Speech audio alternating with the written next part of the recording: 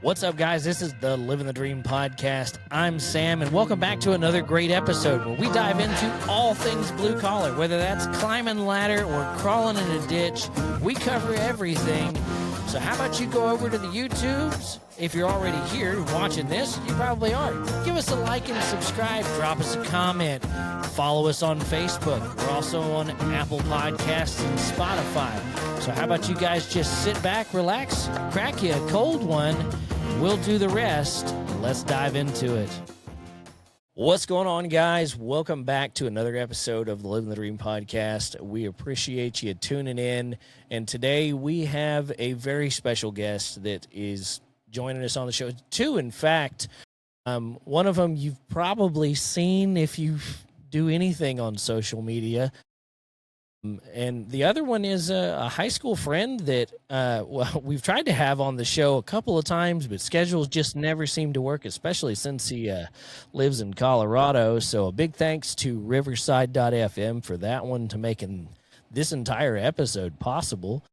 So we'll go ahead and swing it over here to our valued guest here. See, we don't edit any of this stuff. It's just raw, and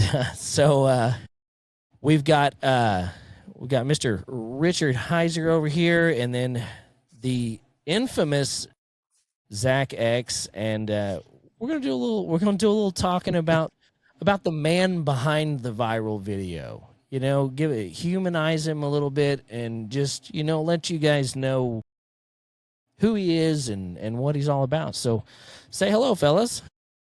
How you doing? What's up? Thanks for having me.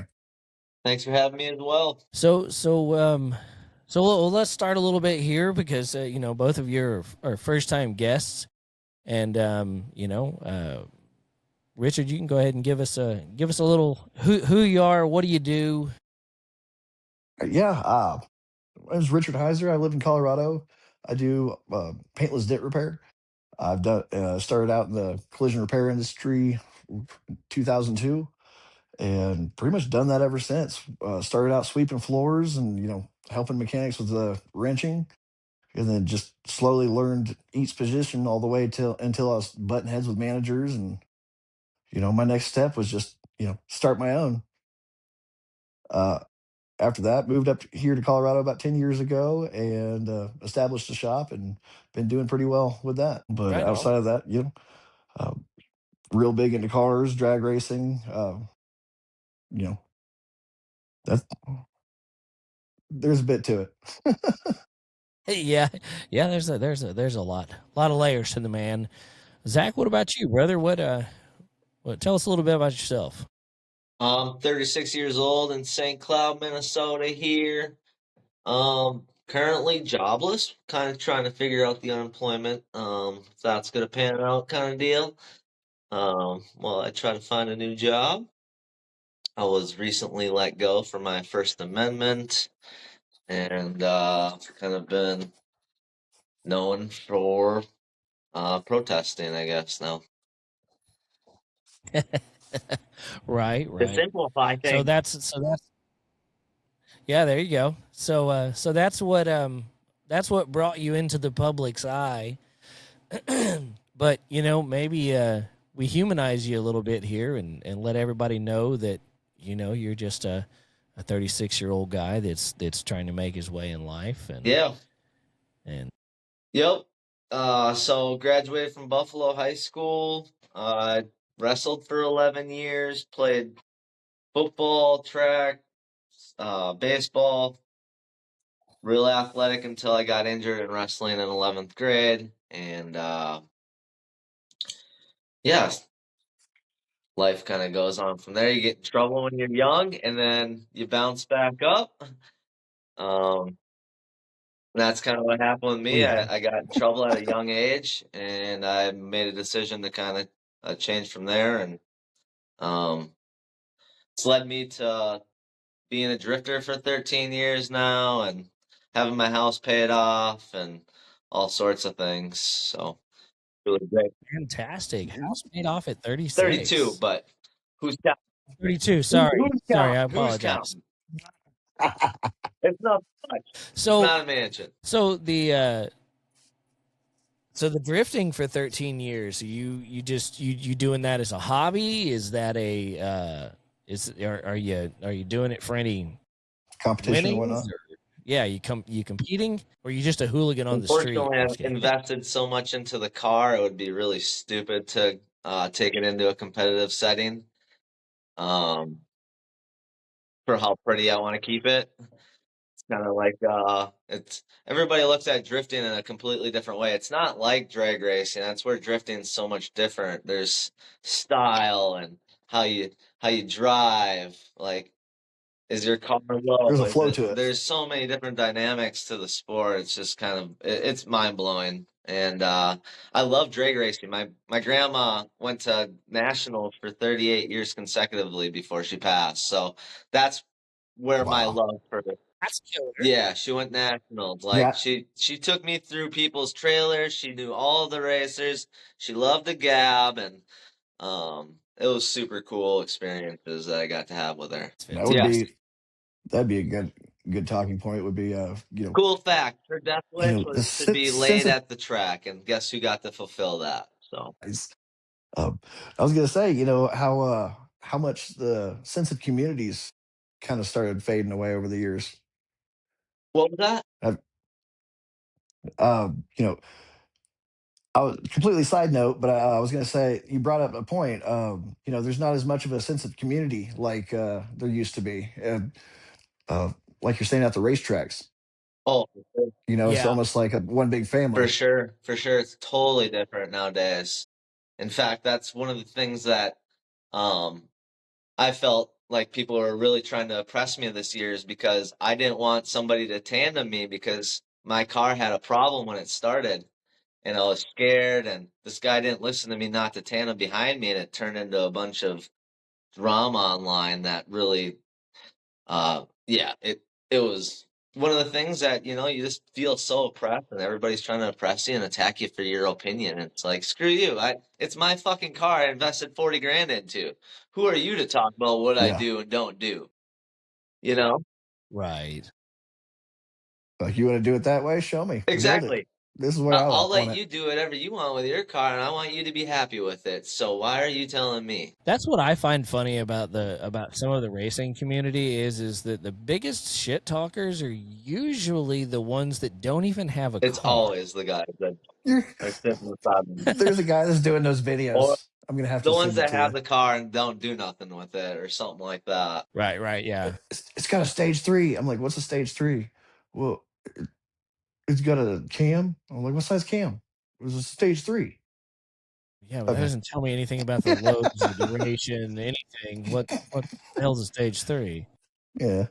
You're a parts changer. You're not a race Yeah, car I'm guy. not gonna act like I'm something I'm not. That is me as fuck right there. Hey, no shame, I can no turn shame. bolts. I can, if it breaks, I can usually fix it. But finding that fix is sometimes hard as shit. Yeah, Me and yeah. him were talking when That's you were that. gone. Another thing that happened to me this year was my car got hit and ran.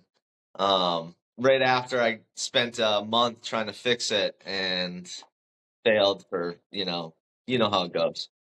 Oh, Oh drift yeah, car or I've a The daily? drift car, yeah. So you got only a certain amount of time that you get with it, and then that time's being burnt up. Um, It wasn't even on the track. correct, correct. Yeah. So I think dang I it, man. drove what? Yeah, I think I drove two very small, events where you get six tires, which is, you can go through six tires in 6 laps. Yeah, I don't doubt that at So all.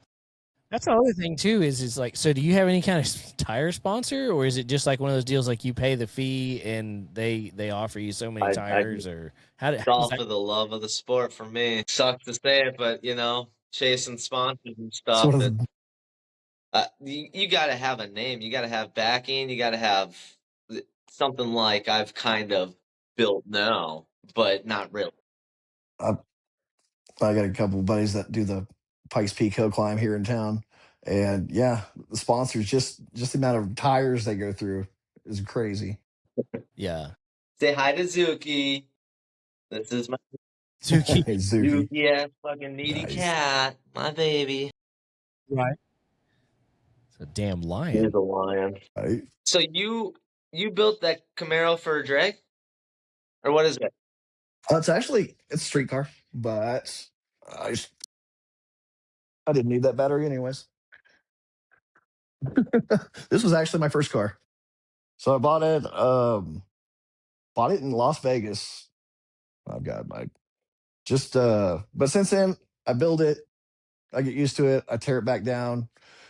Uh but I don't this think that time around car it's has been together more than 6 months at a time, if that long. That's no it, 23 I had it running and I went through 8 transmissions that summer before I'm like screw it. Now I actually this week I should be getting a faceplated T56 from Dick. Man's So mission. that should hold the power now. damn. Is it a Firebird or But Camaro I'm or how wrong was I? oh, it's a 70 Camaro. It's a split bumper. It's a little harder without the whole front end on it. But just mini tubbed it. Mm. Damn. Uh, this motor here's the motor for it. It's this one's rated for about 2,000 horsepower. Oh. Or So whoever it's gonna be a Tim Allen did that fun shit. street car. How did Tim Allen do his shit? Uh-huh. Well, he was. I've met him a few times at car shows back in the day. Um, yeah. Yeah, dude. Nice Oh, car. thank you. Right. I'll have to So show what you. all do Yeah, I'll you show you the truck. Go ahead. what all so Zach, what all do you so you have is it an Infinity? Yeah, Infinity 03 Infinity G35 sedan, LS1 with T56 Magnum, Haltech everything, Ice Fab front end, and all this little shit that adds up to a stupid amount of money. I fully understand Mhm. that. I had a 91 Fox body that I had probably $40,000 invested in it between suspension and multiple motors and It's like, didn't he break the block in half on that one once? split it in half. The only thing that was holding the block together was the rear main bearing and about that much of the valley in the top. But aside from that, it completely separated. That's awesome. Go. Yeah, too much horsepower on a stock Mhm. block. Yeah, it It's not cooperating. I drove a completely stock G35 sedan, drifted it for 8 years, something like that, and I Okay. put 50,000 miles on it since I welded the diff. So that means I was drifting and beating on it and living life at its best for a stupid amount of time. I almost missed less power in just the stock seat time car. Yeah. Well, and it seems like you've got the lower horsepower like that. It gives you you've got a little more forgiveness with that aspect of Predictable. it. Yeah, it's a little more predictable. You get into that to where you can just like crack the tires loose instantaneous, and you're like, oh, okay. All of a sudden, you're looking out the driver's side window instead of out the windshield. Well, I still remember old Redbud Valley. keep in mind that was with stock angle and everything. It was Oh crap! welded diff, coilovers.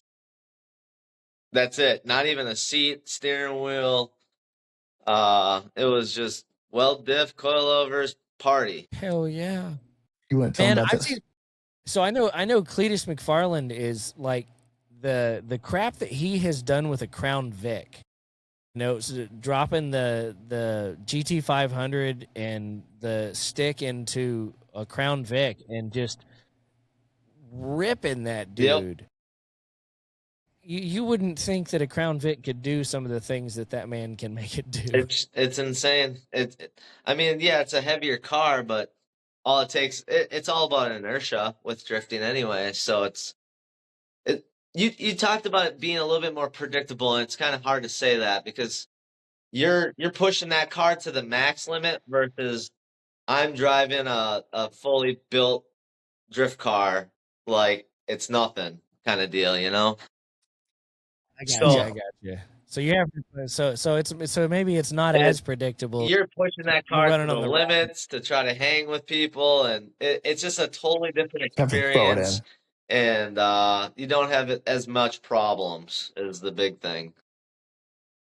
So to anybody Right. who wants to drift, that's my pro tip. I see that. Yeah, I got to throw them into the corners a little harder. Keep it simple. Yeah. Yep. Throw it with a little bit more speed. So Richard brought up Redbud Valley, and so that was always my thing, was straightening curves. It wasn't the drifting or anything like that. It was finding something that had decent handling, except nothing I owned had decent handling. It was either a stock 86 300 ZX or a 2000 V6 Chevy Camaro or an 88 V6 Camaro. I was you remember saving me from the side of the road that one night? Yeah, With you that guys went off the edge of the dam. So yeah, you went off like down in the deep part of it. only thing that It was saved about us. a week later is when I ended up wrecking the Camaro out there. Same It spot. wasn't. So I had the 2000 Camaro. I ended up flipping it end over end 3 times out there in that same spot.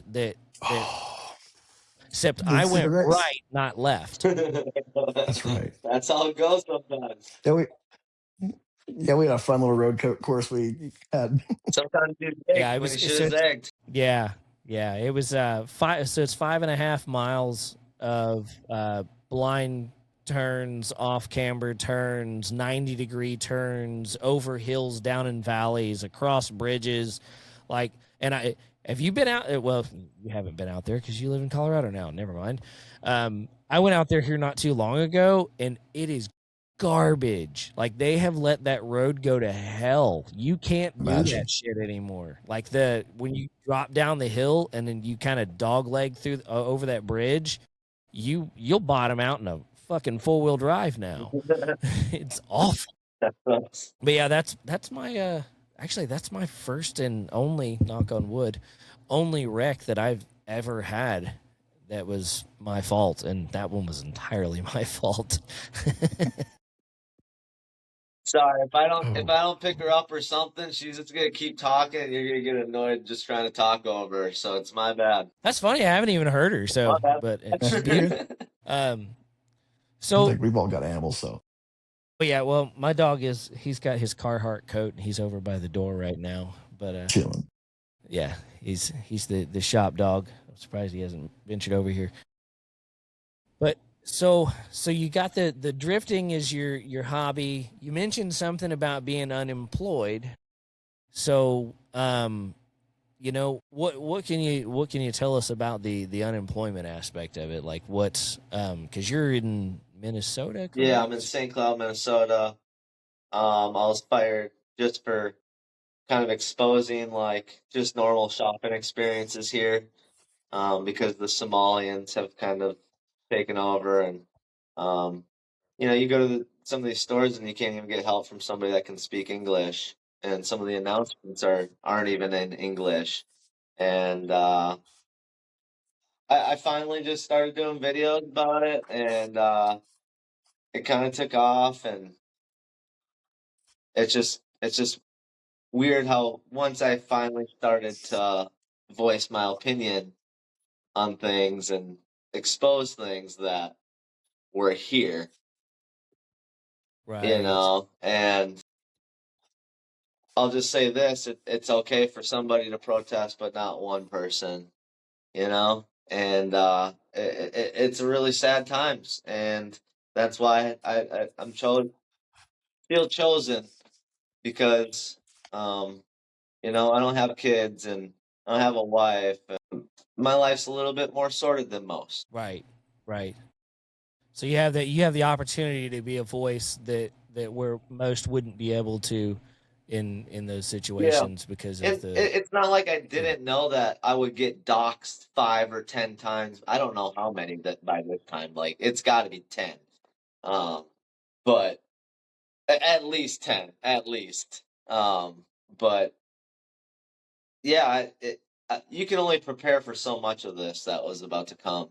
You know, they got me demonetized, which I really thought I'd be able to make an income after that. After I got fired, I thought I was gonna make it. I was looking really good. I was on pace to make just enough to be able to keep my bills and everything, you know, steady and not go backwards. And then They start doing false reviews to my work and stuff like that, saying this and that, I'm racist, and They love that. Yep. yep, and it's just a whole lot of defamation of character and just despicable shit. To be completely honest with you, the most evil of tactics are always being used by one side of the table, and when you voice that shit, there's consequences, I guess, and you're told not to protest protesters. Which I don't understand that aspect of it, because it's one of those Let me things say that this they're while out it's there still protesting. fresh. We walked up Okay. to that fucking protest this weekend, and we were attacked instantly. There's cops across the street. I yelled for help as a point to America. I said, "Help! We're being assaulted over here." And Jake Lang said the same thing right after. He said, "We're being assaulted, or we're being attacked," or something like that. And the cops just turn the other way and walk They didn't away. care. Hennepin County is just something else. Yeah, there's so much. It's everywhere. Unfortunately, it's There's so just much. there's still good ones, but there's a lot that don't care. Well, and I think some of it too is that Burn I burnout. realize that the law enforcement too is probably burnt out, because they're in situations to where they don't have support uh, from the powers that be above them. And I'm sure that it gets real hard. It's just like, okay, so we'll tie this into the blue collar community here. It's just like you go to the same job every day, and you're doing that job, and you're doing what you can to better the company, and you're trying to push and go forward, and say, think outside of the box. But when you take it to management, and they're like, no, no, no, no, no, we don't do it that way. We do it this way. This is the way we've always done it. This is the way we're always going to do it. And then you get squashed. So I kind of feel like that some of the issues with law enforcement and stuff like that, or any law enforcement, is that they don't have the support in some of these states, and it makes it just kind of one of those deals to where it's like, fuck it, why Just do I look, need why am I going to put my family's livelihood at risk? Why well, am I look going at to what put my life at risk for someone that doesn't give a shit about Yep. me? you look at what was just on TV the other day. I don't. It wasn't Newscomb. I don't know if it's Newscomb or one of them. He's talking about putting the police agents against ICE. Yeah. I'm sure you've seen the video, but and yeah, so they're worried about that now as well. So it's an interesting You guys situation to be in. I'm clearly sure. aren't from Minnesota, so you don't understand everything that's going on. It all comes from the government. It's all a government choice. They wanted to It does. defund the police. That it kind of started George Floyd era. Uh, you guys remember that? So I fully believe that if it was warmer out, this would be George Floyd 3.0 right now. Well, Oh yeah, yeah. there was Ben Shapiro was talking about today that this is really kind of starting to look like BLM summer all It's over paid again. protesters. They're doing crazy shit, and lawyers are waiting for them to get picked up by police. I literally have video evidence of that. It's insane. Oh. At the ICE It's a new facility, ambulance lawyers chaser. waiting for immigrants to get out to help with this and that, and the things that I've seen since I started this adventure over a month ago now. But it's been so eye awakening. I can't backpedal. I can't stop because there's so much that really needs to be brought to the world, and I think everybody deserves transparency more than anything. Um, Right. Not somebody that's gonna hide shit. If there's a problem on one side, I will address it just as I address a problem with the other side. Um, you know, It's about having that back and forth dialect. and that's what's Well, not and allowed. that's what the country. Yeah, then that's what the problem is that you get into those debates with an opposing party, we'll just, we're trying to stay neutral. You get into the debates with the opposing party, and they don't want to talk about it. It's they want you to hear. They want you to think the way they think. They're not willing to have it in an engaged intellectual conversation to where it's, oh, hey, you make a valid point. They don't want to challenge that maybe thinking. They don't want to challenge their thinking. They're so stubborn and set in their way, they won't accept that. What I've found every time you guys might have seen some of my stuff where I troll Tim Walls and shit like that, but I have had tried to do genuine interviews with the opposing side. If they don't decline, usually somebody comes over and interrupts because they know it's going to be stupid. It looks stupid on them, and it's really sad. You bring up a good point. You made a video the other day. You went up to the gates, and they said, they're for the immigrants that come out, so they could, give them food and all this, and they had the water out. What do you see them outside the homeless shelters? No, it's so insane how we can just ignore our own people, our own suffering citizens. That's what kills me. And that's what. Well, and that's the thing.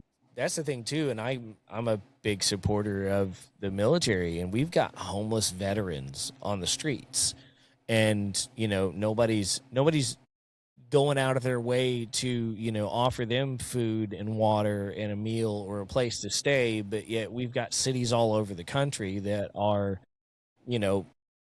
taking over hotels to house illegals. I think it's a political theater at this point. 100%. There's a lot of that. Yep.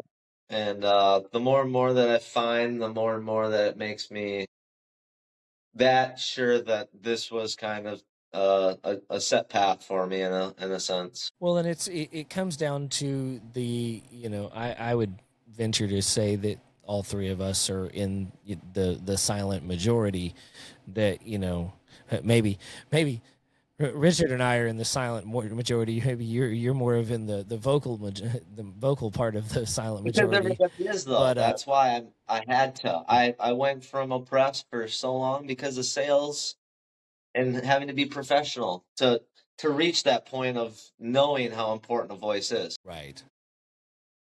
Well, and it's you've got to have that out there, because you end up with scenarios like we have now with the transgender movement and all of that stuff, to where it was, and I'm guilty of this as well, because it was that that'll never take root. There's no way.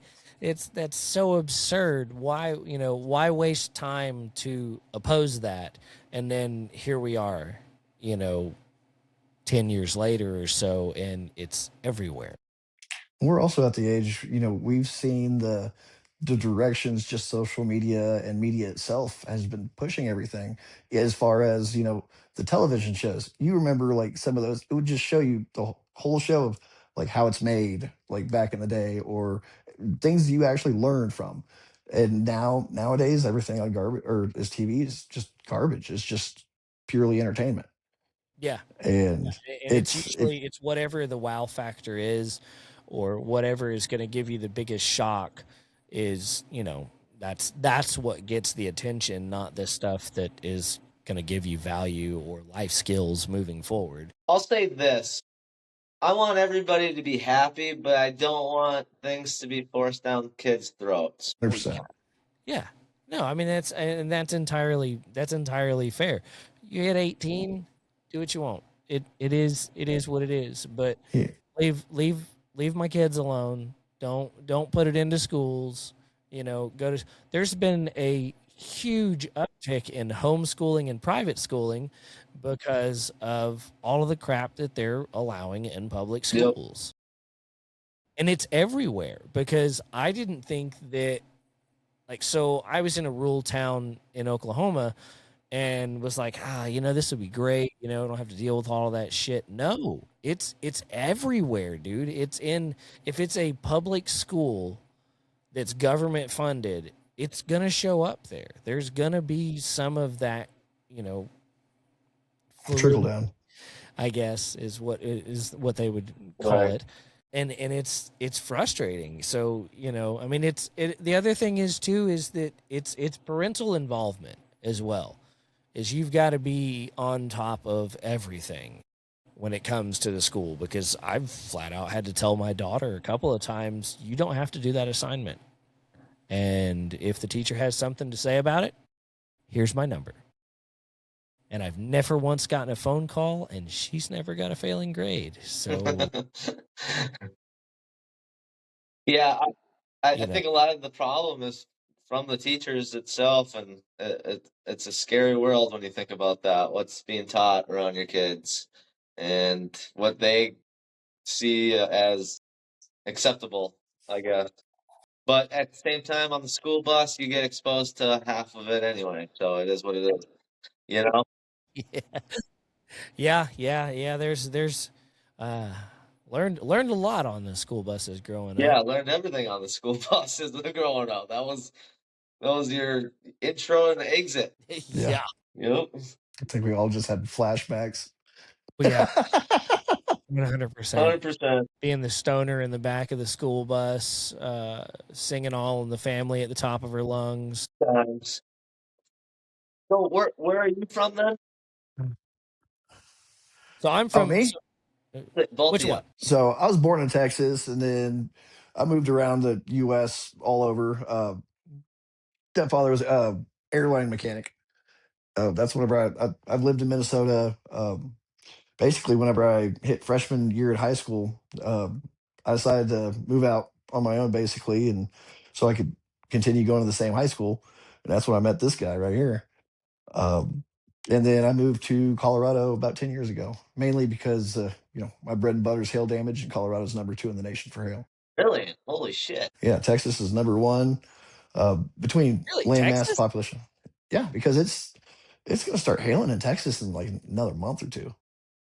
The window, and then the area with the population for claims. Colorado, you just had that strip down 25. Everything else is just void. So I'm originally from Kentucky. I moved around a little bit as an army brat, and then landed in Oklahoma for 20 plus years now. I think I moved here in 8th grade.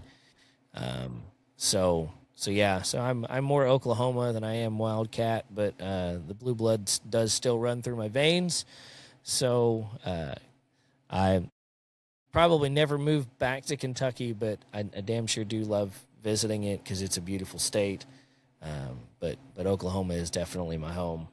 The And politics out there, per se, I guess. Better than ours. we're in Oklahoma. It's pretty red state. We don't put up with a whole lot of there's still some protests and stuff out here, but it's like 5 or 6 people, and they've got their little signs, and you just kind of honk at them and laugh and roll on. It's nothing major. So how So would you feel if that 6 people turned into 40 to 100 to 1,000? What would you after 10 minutes so As of I long as they kept so it peaceful. I will say that we did have an instance whenever it was the BLM Summer of Fun. Yeah, and I don't blame the guy. They were blocking the highway. The man had livestock in his trailer, and it was $100,000 horse trailer. And they start busting the windows out and throwing fire into it. It was burning up.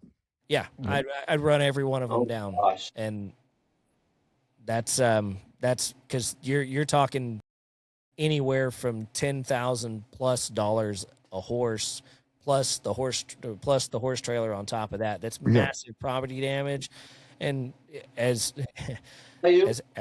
as a horse owner, you don't get to replace that stuff. It's for Insurance is gone. it was over 100 degrees, and they had them sitting in traffic for I don't even know how long. And Hours. the horses can't sit on that asphalt You for know that what? long. And he's like, I I gotta got a go. cool story to go along with that. About a week and a half ago, St. Cloud, my hometown, had a protest big enough to catch my attention. And I went out and I just walked the shoulder of the street with a flag and megaphone, as I always want to do. That's my only intention when I go to a protest, is to wave my fucking flag and hear my voice. And I got stopped by the cops about how I was impeding traffic, and I was in a turn lane. And is it safe for me to walk on the sidewalk along these freaking lunatics sometimes? I don't think so. But anyway, it's insane Yeah. how one-sided shit Well, really. well, yeah, they have the right to protest, but that doesn't impede our right for travel. You protesting for your rights doesn't give you permission to violate mine. Well, and Oklahoma has made it now to where it is I believe it's a felony if you block traffic, and you won't be prosecuted if you're blocking traffic and you get ran They over. be doing it all the time here in Minneapolis. It's just one of the many things that laws are broken that the cops just turn. Well, what if you need to go to the Did you hospital? get to see how many Right. people got injured at the Jake Lang? I didn't even look. I had to take a few days off on that. I don't I'm not privy to this one, so I'll have to do some research I've and seen. find out. I saw where they pulled the jacket They off of took them, the dude. jacket off Or though. him. They allegedly tried to stab him. They threw ice chunks at him. Immediately when we walked up, they threw paint on us, tried to assault us. I yelled for help to the cops across the street. They literally kind of laughed and looked away. And many people called to report it as a riot, and they said, "Oh yeah, we're monitoring the situation." I have video. I don't have video myself, but I just saw a video today. Multiple people calling in. It just a disgusting display of policing and upholding the law. Um, you know, I might not agree with everything Jake Lang says, but he's he's at least trying to do something that he thinks is right, and um, he has a right to his voice just as much as everybody else, and that's all I got to really say on it. I don't agree with all of his ideologies. I think everybody should come to the America and not be a strain on our society, and do it legally. And That brings up a good point. I've got friends from all over the world with the industry I'm in. I know people in Australia, Europe, China, everywhere. You know, I've friends here that were legal at one point in time, but they went through the process, and I've asked what their opinion is. They're like, look, we understand what they're doing, removing the people they are. At first, they were a little concerned until they figured out what was going on. But now their opinion is, look, we had to go through the naturalization process. Why should everybody else be exempt? right, Well, and that's funny. So just something on the naturalization aspect of it is there's a lot of like the legal immigrants know our history and our national anthem and all of that way better than all of us that grew up hearing it our entire lives because they had to have it ingrained in their heads. So I mean, there's a level of respect yeah, for the immigrants that have come and gone through the process, and because it's not Very much easy so. to become an American citizen. I've It's seen it not. firsthand. So yeah, I totally agree. It's hard as shit. But it's still easier than a lot of the other countries I've Yes, heard. exactly. What country doesn't have borders? Poland has like a law that, if you think someone's an illegal immigrant and they're on your land, you Or you know so with Australia being on the southern hemisphere, the seasons are opposite of ours. So if I have a bad year or whatnot, I would love. They've got big hailstorms down Sydney and all that, but they're so strict on bringing in outside work. They make sure all of their people that do that line of work are busy and taken care of before they'll even consider bringing outside work in, Yeah. which I'm all for that. But by doing so, yeah, it makes it really hard. I've got to have like a sponsor basically to go down there to even oh work. wow, insane. That's crazy. So what kind of work are you looking for? In case because I've got some Northerners that do listen to the podcast. Maybe they'd be willing to find you some work. I know you had mentioned something in our pre-show interview about you doing some metal fabricating and stuff like that. I know you said your shoulder's a little whacked, but hey, money's money. Yeah, so I wish I could go back to it, but I already know how it's gonna end up, and I'm just gonna have to stick with sales or just some basic job, I guess. I don't know. I'm really just trying to get my feet underneath me because I've been battling with unemployment for 3-4 weeks just over my name change and getting the initial process started. So it's been interesting. Uh, yeah, just it's probably gonna have to be sales, unfortunately, or I'm just gonna have to keep pushing and try to do content full time. I don't know yet. I don't know how far I could go. I don't know if I have enough reach from what happened to try to do something like that. Right. Well, you happen to be on the podcast with a small business owner, so maybe you guys can chat afterwards and work something out. I know some people. There you go. So maybe this can be a twofold deal. I love to talk and get my message out there.